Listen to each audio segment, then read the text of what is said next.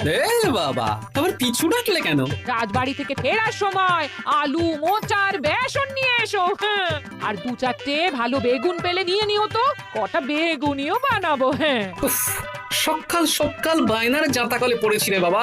এই সাবধানে যেও। জয় ঠাকুর, জয় ঠাকুর। গোপাল দাদা আমাকে বাঁচাও, গোপাল দাদা আমাকে বাঁচাও, আরে, আরে। বাঁচাও গোপাল দাদা, ভোলা যে, আমাকে বাঁচাও। আচ্ছা আগে ভিতরে এসো দেখি।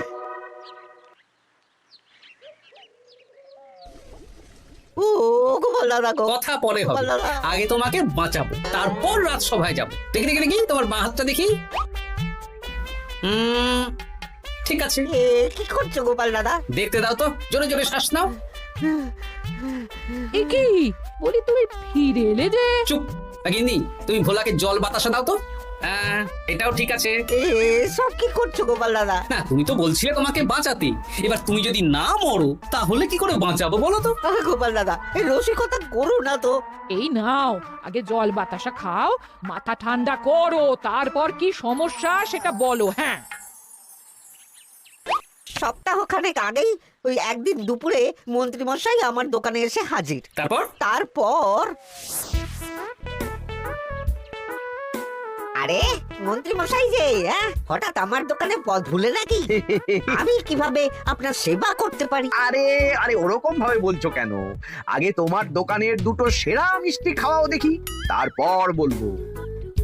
এই নিন খান।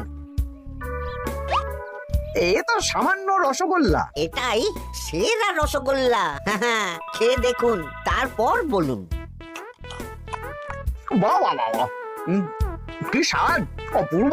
এই রসগোল্লা আমার দোকানে রাজভোগ নামে পরিচিত। মহারাজ তো সব উৎসব অনুষ্ঠানে এটাই কিনে নিয়ে যান। আর সেই জন্যই তো তোমার কাছে এসেছি ভোলা। আমার প্রায় 1002 রাজভোগ লাগবে। 1002? এক সপ্তাহ পরে আমার লাগবে। আমার ছোট শালিকার বিয়ে বলে কথা। হয়ে যাবে। আর তার 2000 রাজভোগের দাম কত? আপনি 50 মোহর দেবেন। ঠিক আছে, এই যে এই নাও, 5 মোহর অগ্রিম দিচ্ছি। এটা রাখো, ঠিক এক সপ্তাহ পর সকাল সকাল নিয়ে যাব আর বাকি মোহর দিয়ে যাব। বেশ বেশ, আমি বানিয়ে রাখবো। তারপর এক সপ্তাহ পরে কি হলো? এক সপ্তাহ পর মন্ত্রী মশাই বটা আর ঘটা এলো। এই নিন মন্ত্রী মশাই, এক একটা হাঁড়িতে 100টা করে রাজভোগ রেখেছি। 20টা হাঁড়িতে ভরা আছে। বটা ঘটা, তোরা ঝটপট হাঁড়িগুলো গাড়িতে তোল। আচ্ছা মন্ত্রী মশাই। তোদের খিদে পেয়েছে নাকি? না, বাড়ি থেকে ভাত খেয়েই বেরিয়েছি, এত দূরে যেতে হবে তো। বেশ বেশ বেশ। ভোলা, তুমি তাহলে আমাকে 4টে কচুরি দাও। খুব খিদে পেয়েছে গো। গিন্নি তো গতকালই সকালে চলে গেছে আইবুড়ো ভাত খেতে। তা তো হবেই, ছোট বোন বলে কথা। এই নিন এই নিন আপনার কচুরি। দাও।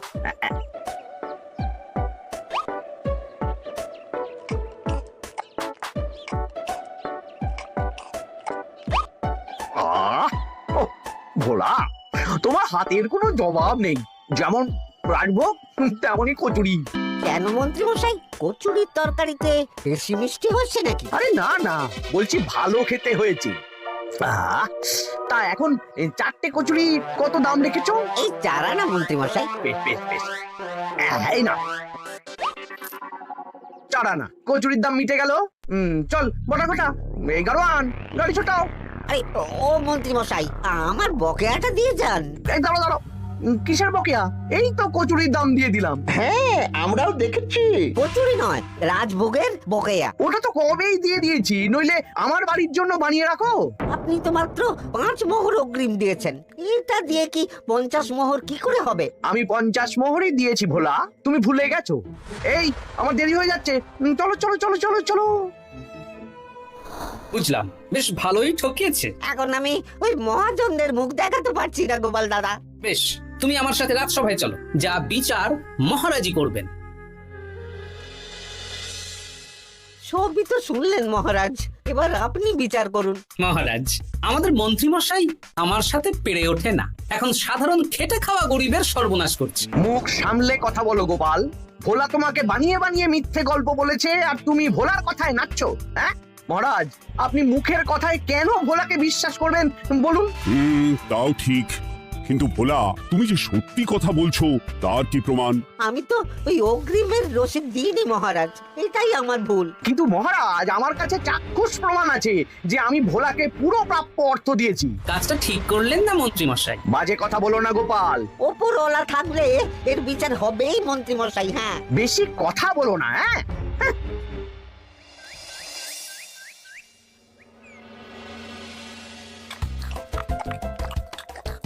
সত্যি দিদা, তুমি এত সুন্দর মুচার চপ বানিয়েছো না।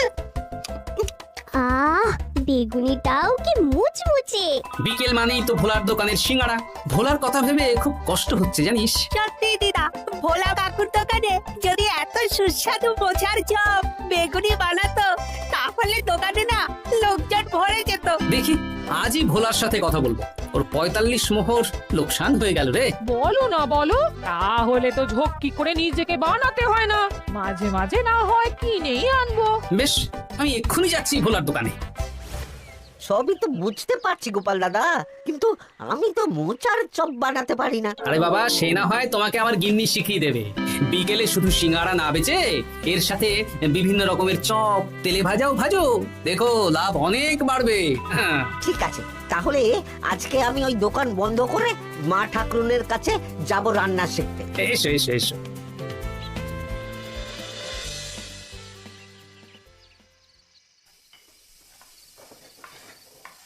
মোচার তরকারিটা তো হয়ে গেল মা ঠাকুরুন, এবার কি করতে হবে? এবার এই তরকারিটা একটা থালায় নামিয়ে ঠান্ডা করে গোল গোল করে দলা পাকাতে হবে। হ্যাঁ, তারপর সেটাকে বেসনের গোলায় চুবিয়ে গরম তেলে ভাজলেই হয়ে যাবে মুচমুচে মোচার চপ। সত্যি আপনি কত রকম রান্না জানেন। আমার গিন্নির হাতের রান্না খেয়েই তো আমার এই এত সুন্দর চেহারাটা হয়েছে ভোলা। কালকে থেকে তাহলে বিকেলে ওই মোচার চপ বানাচ্ছি। হ্যাঁ, বেগুনিটাও মোটামুটি ওই বানাতে জানি, তবে এই আপনি একটু বলে দিলে আরো ভালো হবে। বেগুনির জন্য বেসনের মধ্যে একটু কালো জিরে দিতে হবে, আর একটু ওই কি বলে খাবার সোডা, খুব সামান্য, তাই তো? তাহলেই ফুলবে। বেশ, কালকে ওই বিকেল বেলা দোকানে নতুন চমক আসছে। তোমার দোকানে ভিড় বাড়ানোর দায়িত্ব আমার। তোমার যা ক্ষতি হয়েছে সব পুষিয়ে যাবে। ধন্যবাদ। হুম, আগে থেকে ধন্যবাদ দিও না, একটা মোক্ষম দাও দেব, তারপর ধন্যবাদ দেবে। আরে তুমি যে আমার গিন্নির কাছে এসব শিখছো, এই কথা 5 কান করো না। না না না না, একদমই নয়।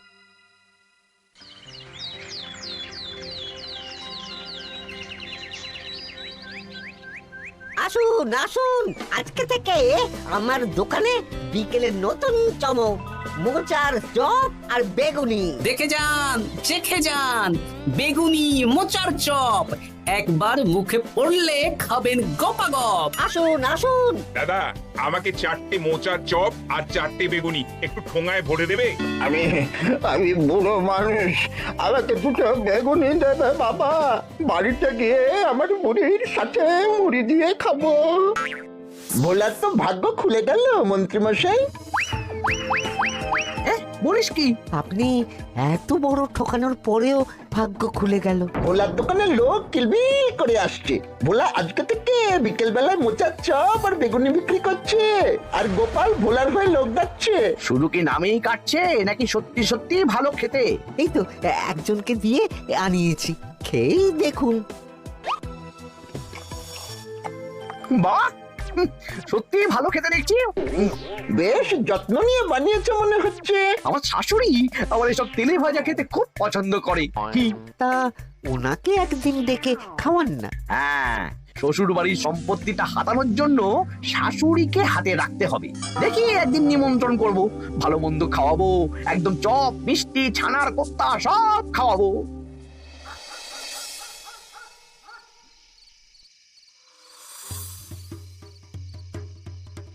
কি হঠাৎ এই সময় সদল বলে? দাদু, তোমার নামে আলোচনা হচ্ছিল রাস্তাঘাটে। আমার নামে আবার কি আলোচনা হচ্ছিল? ওই যে মন্ত্রী মশাই ভোলা কাকাকে ঠকিয়েছে, তারপর তুমি ভোলা ময়রার হয়ে লোকজনকে ডেকে ডেকে মোচার চপ বেগুনি এসব বিক্রি করছো, এই নিয়ে মন্ত্রী মশাইয়ের সাথে বটা কাকা আর ঘটা কাকা আলোচনা করছিল।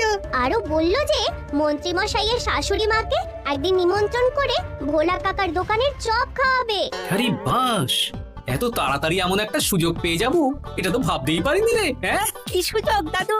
সে তোদের পরে বোঝাবো, আগে তোদের দিদাকে কিছু বুঝিয়ে বলতে হবে।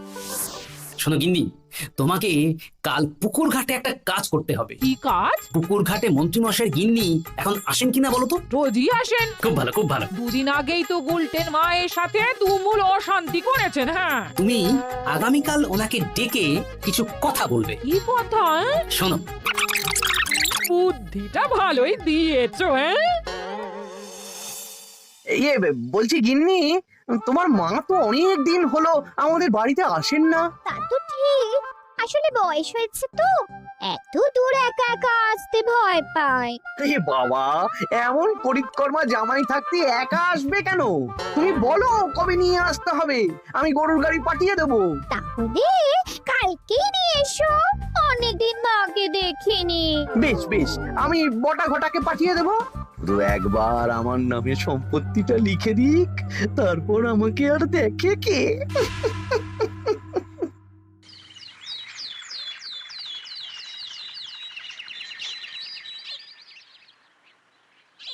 গিন্নিমা কেমন আছেন?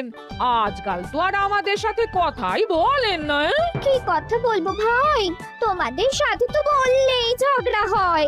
দেখলে না, কদিন আগে গুলটেন মায়ের সাথে ঝগড়া হলো। যা বলেছেন, দোষটা গুলটেন মায়েরই ছিল, সামান্য ব্যাপার নিয়ে ঝামেলা করলো। তা তোমার কি খবর গো, সবকিছু ভালো তো? হ্যাঁ হ্যাঁ হ্যাঁ, এখন আরো ভালো হয়ে গেছে। হ্যাঁ, কর্তা একটু বেশি রোজগার করছে, এই আর কি। মানে তোমার কর্তার একার বেতন বেড়েছে নাকি? না না না না, বেতন একই আছে, কিন্তু এখন তো বিকেল বেলা ভোলা ময়রার দোকানে বসে মোচার চপ আর বেগুনি বিক্রি করতে সাহায্য করছে, তাই ভোলা ময়রা ওকে একটু ভালোই পয়সা দিচ্ছে। ও, তা কেমন বানাচ্ছে মোচার চপ বেগুনি? পুরো অমৃত। কালকে ব্যবসা শুরু করেছে, আজকেই কৃষ্ণনগরের সবার মুখে মুখে ছড়িয়ে গেছে। তাই বুঝি? আমার মায়েরও না তেলে ভাজা খেতে খুব পছন্দ। তাহলে আর দেরি কেন, আজকেই খাওয়ান, স্বাদ যেন মুখে লেগে থাকবে। ঘি গরম মশলা দিয়ে বানানো। হ্যাঁ, হ্যাঁ। বেশ বেশ। কি গো গিন্নি, কথা হয়েছে? হ্যাঁ হ্যাঁ হ্যাঁ, মন্ত্রী গিন্নির কানে যা কুসমন্তর দেয়ার দিয়ে দিয়েছি। সবচেয়ে মজার ব্যাপার কি জানো? কি? মন্ত্রী মশাইয়ের শাশুড়ি মা আজকেই আসছেন। হ্যাঁ, ব্যাস, তাহলে আজকেই তো মজা জমবে। তুমি তাহলে চটপট খাবারটা খেয়ে নাও। হ্যাঁ, তারপর আমাকে আবার ভোলার দোকানে যেতে হবে। হ্যাঁ, মন্ত্রী মশাইয়ের উচিত শিক্ষা হওয়া দরকার। একটা সাধারণ খেটে খাওয়া মানুষের এত বড় সর্বনাশ করলো। কি বলা, কি করছো? এই তো বিকেলের ব্যবস্থাই করছি, মোচার চপের সব কাজ শেষ, এখন ওই বেগুন কাটছি। শোনো, তোমার সাথে একটা গোপন কথা আছে। কথা গো গোপাল দাদা? আজ বিকেলে মন্ত্রী মশাই বা ওনার সাঙ্গপাঙ্গ কেউ একটা আসবে, চপ মিষ্টি যা নেবে তার মধ্যে তাহলে একটা ওই আলাদা ছোট ঝুড়ি রাখছি। এবারে জমবে মজা। আসুন দাদা আসুন, সেরার সেরা মোচার চপ, দুর্দান্ত স্বাদ। ভোলার দোকানের চপের কাছে বাকি সবাই বাদ। দাদা, আমাকে 6টা মোচা চপ দেবেন দেখি, দক্ষিণ গ্রাম থেকে আসছি। বাবা বাবা বাবা বাবা, এক দুদিনেই আমার দোকানের নাম দিকে দিকে পৌঁছে গেছে। তার বলতে আসুন দাদা, আসুন দিদি, আসুন সবাই মিলে চপ বেগুনি মিষ্টি খান, চিবিয়ে কামড়ে গিলে। ওই তো মন্ত্রী মশাই নিজেই আসছেন। কিরে ভোলা, দোকানে নতুন কর্মচারী রেখেছিস নাকি? বাজে কথা বলবেন না মন্ত্রী মশাই, কোনো কাজই ছোট নয়। যাকে যাক, বেশি কথা না বাড়িয়ে আমাকে 6টা মোচার চপ, 6টা বেগুনি আর 12টা রসগোল্লা দে তো। আরে বা বিনামূল্যে দিতে পারবো না। আরে না না, পয়সা এনেছি। মোট কত হয়েছে বল? 1 মোহর 7 আনা। এই নে, ধর ধর। আপনি বসুন, একদম গরম ভেজে দিচ্ছি। বেশ বেশ, তাই দে। আমি ওই দোকানের ভেতর থেকে রসগোল্লাগুলো আনছি। এই নিন মন্ত্রী মশাই রসগোল্লা। এই তো চপ বেগুনিও ওই লাল হয়ে গেছে, একদম গরম গরম ঠোঙায় ভরে দিচ্ছি। বাড়ি গিয়ে জমিয়ে খাওয়া দাওয়া হবে। সবাই আসুন, দেখুন এই দোকানে রাজ্যের মন্ত্রীও কিনছেন। আসুন আসুন।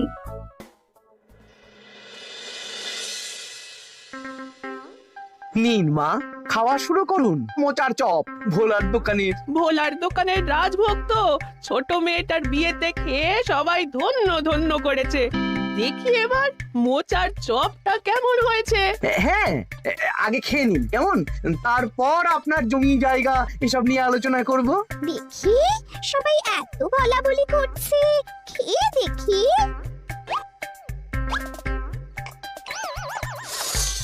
ওরে বাবারে, ওরে বাবারে, কি ঝাল রে! ও মা গো, কি ঝাল গো! চলে গেল, চলে গেল, চলে গেল, চলে গেল! সেই আগুন জ্বলছে।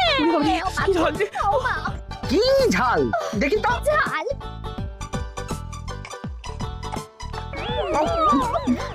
বাবা গো, এই তো আগুন ঝাল। ওরে বাবারি, ওরে বাবারি। এই তো মিষ্টি মিষ্টি মিষ্টি। এই যে এই রসগোল্লাটা খাই। কই কই দেখি দেখি দেখি রসগোল্লা দেখি।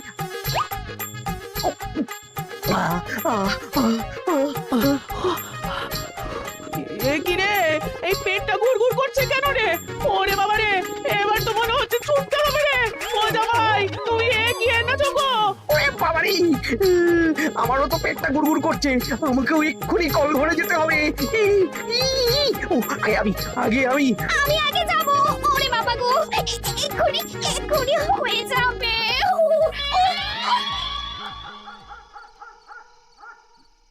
আর পাচ্ছি না, আর পাচ্ছি না, 6 বার হয়ে গেল। আমার 5 বার। আমি তোমাকে মেরেই ফেলবো। এই বুড়ো বয়সে এত ছোটালে। আমি কি জানি, সব ওই ভোলার দোষ। কালকে রাজসভায় বলবো। ওরে বাবারি, আবার যেতে হবে, আবার যেতে হবে।